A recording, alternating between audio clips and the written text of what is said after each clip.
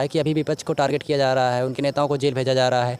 लालू यादव तो कांग्रेस की सरकार में, लालू यादव बिहार के पिछड़ों का, बिहार के दलितों का, बिहार के मेहनतकश जनता का वो मसीहा है।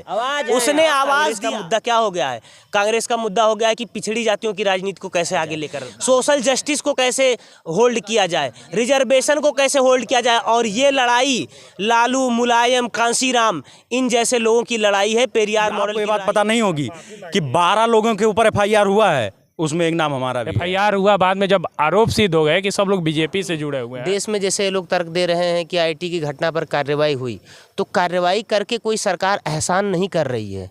फिर भी वाराणसी प्रधानमंत्री जी का संसदीय क्षेत्र हिंदू विश्वविद्यालय, तो यहाँ पर इस तरह की घटना हो जाना है अपने आप में एक सवाल। हाँ, बात आपकी सही है कि इस तरीके की घटना इस जगह पे ऐसे हो, जो आरोप लग रहा था छात्र नेताओं का कि इसमें बीजेपी का पूरा हाथ है, और जो भी का घटना हुआ है इसमें पूरा घटना बीजेपी के ही लोग किए हैं। लेकिन जो लोग विरोध किए उस पर एफआईआर क्यों हो गया? एफआईआर हुआ बाद में जब आरोप सिद्ध हो गए कि सब लोग बीजेपी से जुड़े। एफआईआर आए तक वापस क्यों नहीं हुआ? सभी लोग किस तरह परेशान किया जा रहा है? क्यों नहीं एबीवीपी और बीजेपी के लोग माफ़ी मांग रहे हैं कि आपका जो इल्ज़ाम लगाया गया था, आप लोगों ने इल्ज़ाम लगाया, वो इल्ज़ाम सही है, माफ़ी आप वो माफ़ी लिखित में माफ़ी मांगे। कांग्रेस के जो अध्यक्ष हैं अजय राय, वो पहले ही कह दिए थे, घटना के एक दिन बाद कह दिए थे कि जो घटना घटी है पूर्ण रूप से बीजेपी के लोगों द्वारा कराया गया है। उन पे एफआईआर करवा दिया गया, उस समय उन पे एफआईआर करवा दिया गया। इन लोगों से पूछिए ये सब बातें जब हुई तो बाद में इन लोगों का क्या उस मत है, बताइए। देखिए, जो ये बात हुई आईआईटी वाली जो घटना हुई, इसमें जो छात्रा के साथ जो चीज़ हुई उसके बाद तुरंत, और आप किसी से भी जाके पूछ लीजिए, उस आंदोलन में हम भी शामिल थे जिस आंदोलन में उनके अरेस्ट के लिए मांग की गई थी। और आपको ये बात पता नहीं होगी कि 12 लोगों के ऊपर एफआईआर हुआ है, उसमें एक नाम हमारा भी है।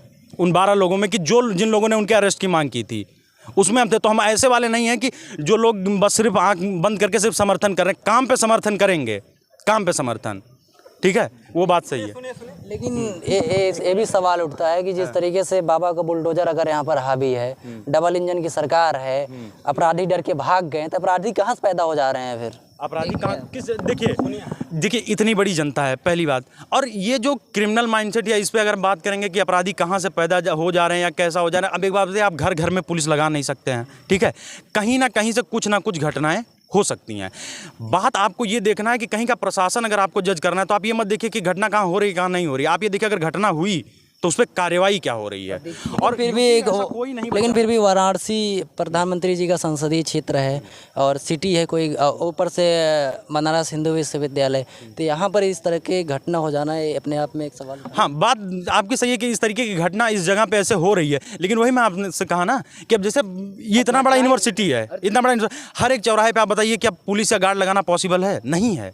तो कहीं पे अगर घटना हो जा रही है तो उस जगह पे फिर कार्रवाई हो रही है। अगर आप ये कह रहे हैं कि हर एक चौराहे पे हर एक जगह पुलिस लग जाए, और ये पॉसिबल क्यों नहीं है? अगर इतना लग जाएगा फिर आप ही कहेंगे कि तानाशाही है, हर जगह दिख रहे हैं, फिर आप ही बोलेंगे राइट टू प्राइवेसी हर्ट रहा है, कह देंगे बीएचयू कश्मीर बन गया है, तो फिर वही दिक्कत होगी। कश्मीर में आज हर चौराहे पे आर्मी क्यों खड़ी रहती है? क्योंकि वहाँ कभी भी कुछ भी होने की संभावना, कोई भी घटना होने की। अब यहाँ पे कर देंगे, फिर आप उस बात का भी विरोध करेंगे। बात कह रहे हैं कि क्राइम क्यों हो गया? अब क्राइम होने से कोई रोक तो सकता नहीं है। क्राइम होने के बाद जो क्रिमिनल्स है उनके अगेंस्ट में एक्शन क्या लिया जा रहा है ये देखा जाएगा। और क्राइम लॉन्ग टर्म में घटता है, और वो घटता है एजुकेशन की वजह से। और जैसे जैसे इंडिया में एजुकेशन बढ़ रहा है, जैसे जैसे लोग पढ़ेंगे लिखेंगे, क्राइम बिल्कुल ओरिजिन से कम होगा। आप देखिएगा कम होगा। ये समझ लीजिए कोई माफिया नहीं। लोग जैसे जातिवाद का आरोप बहुत बीजेपी पे लगाते हैं कि मुख्तार अंसारी को मार दिया, मुख्तार अंसारी को ढेर कर दिया। मैं कह रहा हूँ विकास दुबे कौन था? विकास दुबे तो एक समझ आदमी ही था। विकास दुबे का भी एनकाउंटर हुआ, गाड़ी पलटी ना।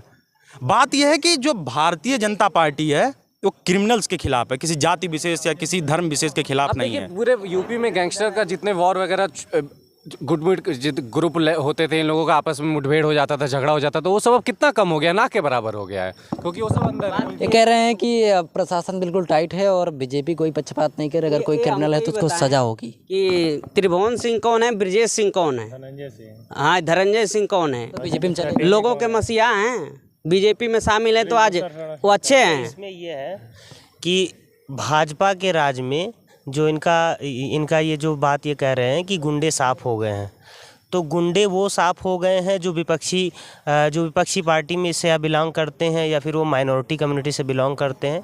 तो इन लोगों का टारगेट गुंडों को साफ करना ना हो करके जबकि माइनॉरिटी को टारगेट करना है, फिर विपक्ष पार्टियों को टारगेट करना है। अगर ये लोग इतने ज़्यादा क्राइम या फिर गुंडों को साफ करना चाहते हैं तो इनकी ही पार्टी में तमाम ऐसे गुंडे और तमाम ऐसे माफिया पड़े हुए हैं जिन पर कोई कार्रवाई नहीं हुई है। अजय मिश्रा टेनी जो यहाँ का गृह मंत्री का बेटा था, वो गृह राज्य मंत्री का बेटा था, वो किसानों के आंदोलन में गाड़ी से किसानों को चींटियों की तरह कुचल दिया। लेकिन उसके बाद भी यहाँ की सरकार ने, यहाँ की सत्ता ने, उत्तर प्रदेश और केंद्र की सत्ता ने उसको प्रोटेक्ट किया और उसको बचाया। तो कितनी शर्मनाक बात है कि देश के अन्नदाताओं पर इस तरीके का कांड करने वाले लोगों को ये सरकार प्रोटेक्ट कर रही है। और वही नहीं, देश में जैसे लोग तर्क दे रहे हैं कि आईटी की घटना पर कार्रवाई हुई, तो कार्रवाई करके कोई सरकार एहसान नहीं कर रही है। एक राज्य की, एक सरकार की ये जिम्मेदारी होती है कि उस देश में सभी लोग बहुत ही स्वतंत्रता के साथ, बहुत सेफ्टी के साथ रह सकें। लेकिन कार्रवाई होना बड़ी बात नहीं है। कार्रवाई करने में ये लोग कितना समय लगा रहे हैं, और कार्रवाई इसलिए नहीं हुई कि भाजपा कार्रवाई करना चाहती है। कार्रवाई इसलिए हुई कि यहाँ के छात्र, जो आईआईटी के छात्र थे, हजारों की संख्या में सड़कों पर उतरे थे।